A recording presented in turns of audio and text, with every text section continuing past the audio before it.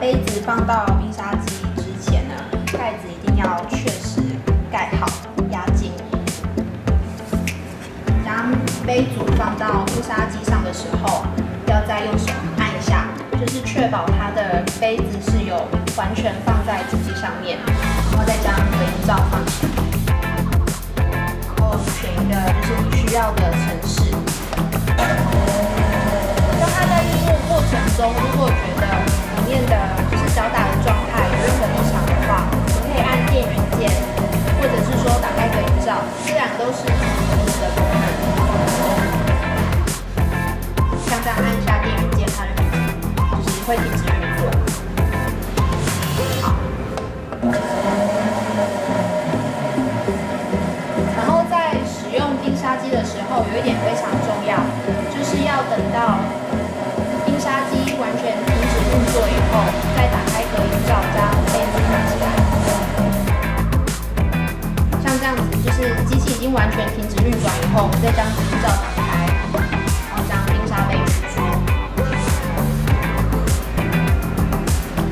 P 这个按键，它的功能是就是瞬间脚打。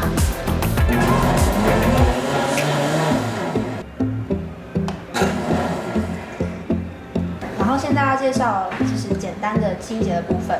因为这个杯子它这个材质是那种 PE 的塑胶材质，所以不建议使用菜瓜布去清洗，因为有可能会伤害它里面的结构。所以但是为了要就是清洁底部刀座的部分，所以我们可以就是倒入常温的水，然后还有洗碗巾，一样盖上杯盖。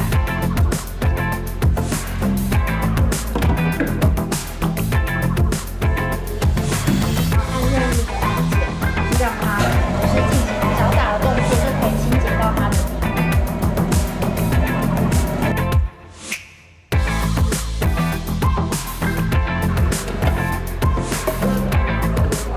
那这个是清洁杯组的部分。